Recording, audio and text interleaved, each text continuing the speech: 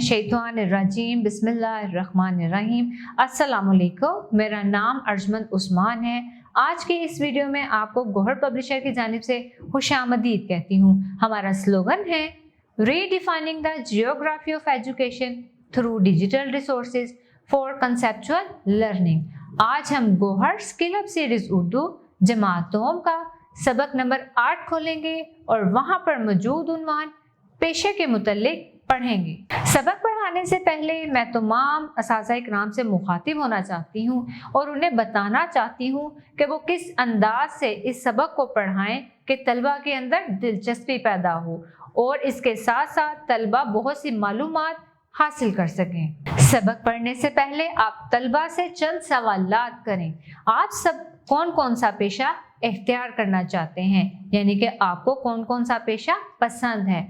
तमाम तलबा बड़े होकर क्या बनना चाहते हैं। तमाम तलबा मुख्तलिफ जवाबात देंगे। कोई बोलेगा मैं बड़ा होकर डॉक्टर बनना चाहता हूँ, कोई कहेगा मैं बड़ा होकर इंजीनियर बनना चाहता हूँ, कोई कहेगा कि मैं बड़ी होकर उस्ताद बनना चाहती हूँ। जमात में मौजूद तमाम तलबा मुख्तलिफ तरह की ख्वाहिशात का इजहार करेंगे कि वो बड़े होकर क्या क्या बनना चाहते हैं। उनके जवाबात को वसूल करें और उनकी हौसला अफजाई करें और उन्हें ये बात बताएं कि आप बड़े होकर जो बनना चाहते हैं और जो करना चाहते हैं वो क्या हैं, वो पेशे हैं। उन्हें बताएं कि आप सब ये पेशे इख्तियार करना चाहते हो बड़े होकर। इसके साथ साथ बच्चों को बताएं कि जिस काम को मेहनत करके रोजी कमाई जाए वो पेशा कहलाता है। आपके अम्मी और अब्बू जो काम करते हैं वो उनका पेशा होता है। जैसे आपकी अम्मी अगर किसी स्कूल में पढ़ाती हैं तो वो क्या है,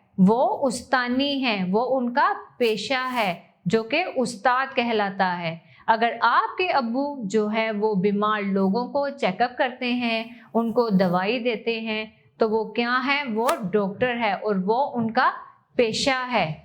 इसके साथ साथ आप बच्चों को बताएं कि मुख्तलिफ कामों को करने के मुख्तलिफ पेशे होते हैं और बच्चों को बताएं कि पेशे के बारे में मज़ीद मालूमात इस सबक को पढ़ने के बाद हमें हासिल होगी। इसके साथ साथ आप बच्चों को ये भी बताएं कि ये सबक पढ़ने से आपको उर्दू की कौन सी महारतों पर अबूर हासिल होगा। आइए देखते हैं हासिलाते ताल्लुम। इस सबक की तदरीस के बाद तलबा इस काबिल हो जाएंगे कि वो अपनी जमात के मेयार के मुताबिक मुख्तसर कहानी, नज़्म, गुफ्तगू, वाक़या और हदायत सुनकर अपने अल्फाज में बयां कर सकें।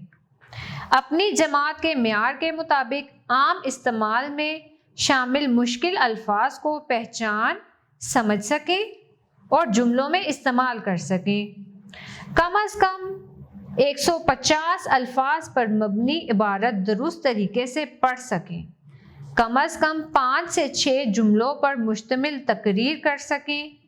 किसी उन्वान पर 5 से 6 जुमले लिख सकें। मस्बत, मनफी और इस्तिफ़हामिया जुमले बना सकें। वाहिद जमा को पहचान सकें और इस्तेमाल कर सकें।